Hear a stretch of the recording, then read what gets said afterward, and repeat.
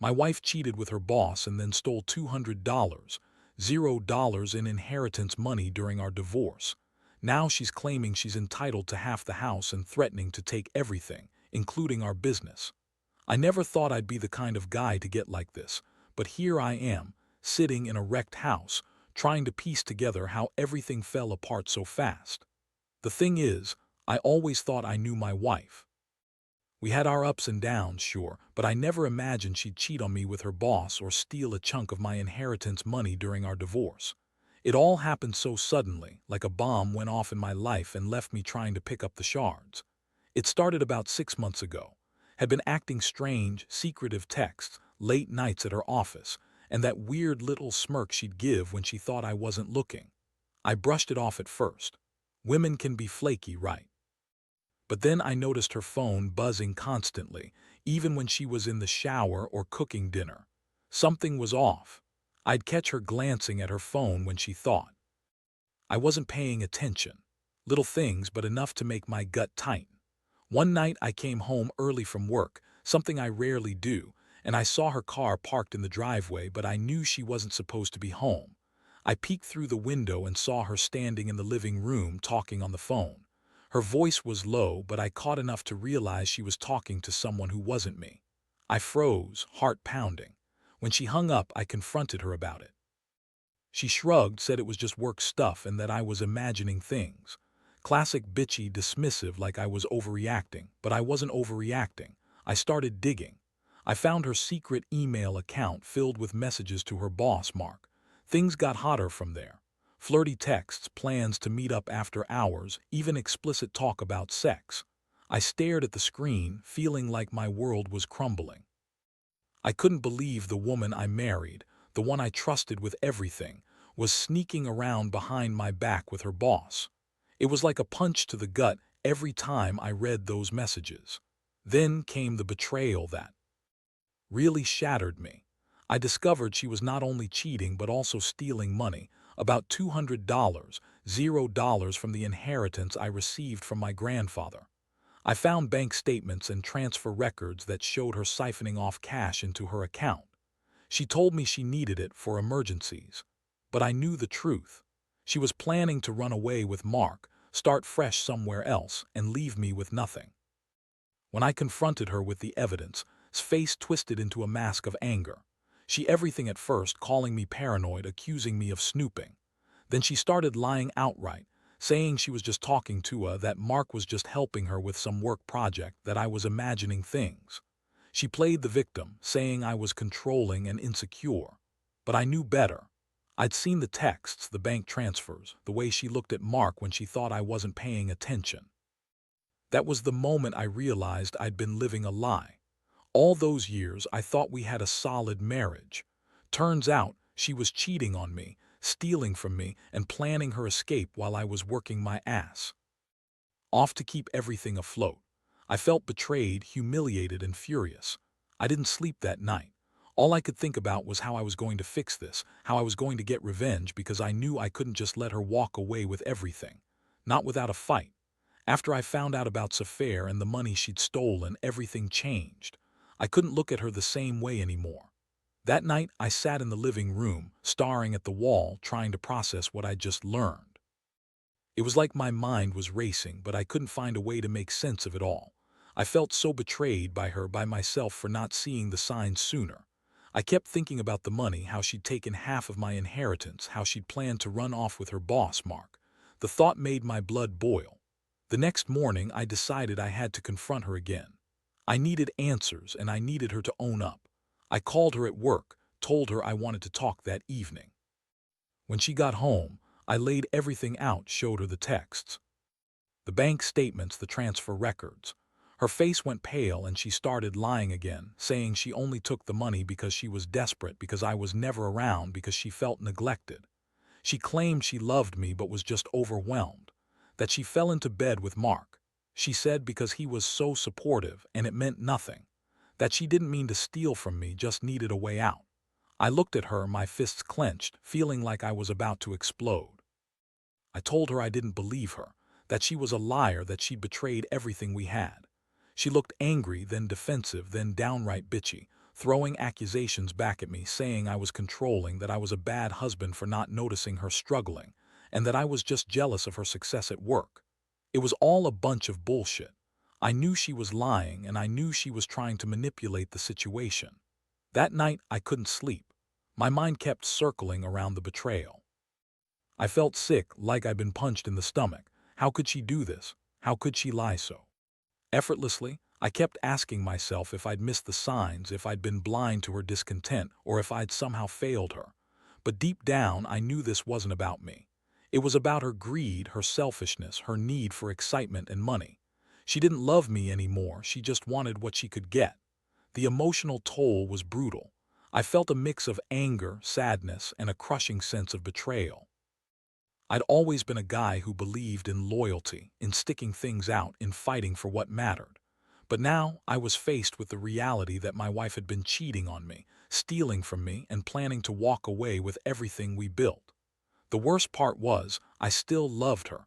Part of me still wanted to believe it could be fixed. But the evidence was undeniable, and I knew I had to make a decision. In the days that followed, I began planning my next move. I couldn't just let her walk away with my inheritance, my house, and our business. I started talking to a lawyer, gathering all the documents, and figuring out how to protect what was mine. I also started thinking about how I was going to get even, revenge if you want to call it that. Not just to punish her, but to make her realize she couldn't screw me over and get away with it. I was done being the naive husband. From now on, I was going to take control. Every moment, I felt the weight of her lies pressing down on me. I kept replaying the scene in my head where she looked me in the eyes and said she loved me. That was a lie too. I realized I'd been living in a fantasy, and now I had to wake up. I didn't know exactly what the future held, but I knew one thing. I wasn't going to let her destroy everything I worked so hard for. I was going to fight for what was rightfully mine, and I was going to make her pay for what she'd done. In the days that followed, I threw myself into action. I couldn't just sit around and stew on the betrayal. I had to protect what was mine. First, I contacted a lawyer, someone who knew the ins and outs of family law and property rights. I needed to understand exactly what I was up against, especially with her claiming she was entitled to half the house and threatening to take everything, including our business. I had documents, bank statements, and phone logs, but I needed legal advice to build a solid case. Meanwhile, was still trying to play the victim. She'd call me, crying, saying how much she loved me and that she was sorry for everything. She'd say she was just overwhelmed at work, that Mark was just a friend, and that I was overreacting. I couldn't stand to hear her lie like that, especially when I had the proof right in front of me. But she's good at spinning stories. She's bitchy, manipulative, and she knows exactly how to turn things around in her favor. One day, she showed up at the house unannounced, acting all sweet and innocent, trying to manipulate me into dropping the case. She said she'd make everything right, that she'd give back the money, and that she'd even end things with Mark if I just forgave her. I looked at her and felt nothing but disgust. I told her it was too late for apologies and begging. She's the kind of woman who lies so effortlessly, you start to wonder if she ever tells the truth. But I wasn't falling for it anymore. I started digging into her financials more seriously. I hired a private investigator to look into her dealings with Mark, to see if she was still sneaking around or if she'd hidden any more money. Turns out, she'd already transferred more than $200, $0 from our joint account, money I'd inherited from my grandfather. She claimed she was saving it for emergencies, but the pie uncovered that she'd been funneling it into a secret account she set up without telling me. That was the final straw. Not only had she cheated on me, but she also stole a huge chunk of my inheritance while I was working my ass off to keep everything afloat. The more I uncovered, the angrier I got. I started thinking about how she'd lied, manipulated, and betrayed me at every turn. She told me she loved me, but her actions proved otherwise. I realized I needed to be strategic. I couldn't just confront her and hope she'd do the right thing. No, I had to make her understand that I was serious, that I wasn't going to let her walk away with everything. I started preparing for a legal battle, filing for divorce, making sure I had the evidence to prove her theft and infidelity and planning how to protect my assets. Meanwhile, was still trying to gaslight me. She accused me of being paranoid, say I was just jealous of her success, and insist she never cheated on me. She'd lie about her relationship with Mark, claiming they were just working together, even though I had the texts and bank records. It was maddening. Every time she spun a new story, I felt more convinced that she was trying to manipulate her way out of it, but I wasn't buying it anymore. I had enough proof to bury her in a court of law if I needed to. I also started talking to friends and family, trying to get advice and support. I needed a clear head, especially with all the chaos. The thing is, I never thought my wife, the woman I loved and trusted, would turn out to be this kind of person. I kept asking myself how I missed the signs, how I did see her true colors sooner. But I knew I had to focus on fixing this, on protecting what I had left. She was threatening to claim half the house, threatened to take control of the business, and even try to leave me with nothing. That's when I realized I had to fight back hard. I started documenting everything: photos, bank statements, texts, emails. I knew she'd try to spin things in her favor, so I needed to be prepared. I even started secretly recording her phone calls, just in case I needed proof of her lies or manipulation. The more I uncovered, the more I understood that this was a game she was trying to win at my expense. I was done playing nice. I was going to fight for my rights and make sure she paid for what she'd done. It's crazy how betrayal can change everything so quickly. One day, I was a happily married man. The next, I was fighting for my sanity, my money, and my future. I never thought I'd end up here, but I knew I had no choice. I had to stand my ground no matter how hard it got. The stakes were too high. I was determined to come out of this with some dignity, even if it meant going to war with someone I once loved. The legal process moved faster than I expected. Once I handed over all my evidence, texts, bank records, the Pi's reports, it was clear I had a solid case. Of course, was still insisting she'd done nothing wrong, that I was just jealous and insecure. She played the victim, crying foul, claiming I was trying to control her, that she deserved half the house because we'd been married so long. She even tried to turn the kids against me, saying I was being unfair and that I didn't love her anymore. That bitch was good at spinning stories, but I wasn't buying it anymore. My lawyer helped me draft the divorce papers and made sure everything was airtight. I was determined to keep the house, the business, and most of my inheritance. Threats to take everything, our house, our business, were serious, but I had the law on my side. I also made moves to freeze her assets, especially the accounts she'd set up secretly. I knew she was planning something, but I wanted to be one step ahead. I didn't trust her not to try to hide or move money again. Meanwhile's attitude started to shift. She became more aggressive, more bitchy. She'd show up at the house unannounced, demanding I drop the case, claiming she'd change, that she'd do anything to fix things. But I saw right through her. I knew her game. She was trying to manipulate me into dropping the divorce, hoping I'd back down. I just looked at her with cold eyes and told her she'd already crossed the line, that she'd betrayed everything and I wasn't going to let her get away with it. One day, she finally admitted to the affair, sort of. She said Mark was just helping her with work, that they'd never had sex, that she was under a lot of pressure. Yeah, right. I told her I knew the truth. I had the texts, the bank transfers, the witness statements from the Pi. She tried to deny it, but her face betrayed her. She looked guilty, cornered like a rat caught in a trap. That moment, I felt a strange mix of satisfaction and disgust. She was lying her ass off, trying to manipulate her way out of the mess she'd created. The worst part was realizing how much she'd stolen from me: 200 from my inheritance, which I'd been saving for a house, for our future. That money was gone, and she was still trying to claim she was entitled to half the house and the business. She even threatened to sue me, saying she deserved her fair share because she was married to me. That's when I knew I had to be even more careful. She was trying to turn the tables to make me look like the bad guy. I started gathering even more evidence: emails where she discussed her plans to leave, messages with Mark, proof of her transfers. I also reached out to the bank to get records of all the suspicious transactions. I wanted to show the court that she'd been planning her escape for months, that her claims of innocence were just lies. I was done being the naive husband who believed she loved me. I saw her for what she really was, a manipulative, selfish woman who'd betrayed everything. At the same time, I was feeling the emotional toll. Every day was a anger, sadness, frustration. I loved her once, but now I hated what she'd done. I felt betrayed, humiliated, and furious. I couldn't believe I'd been so blind.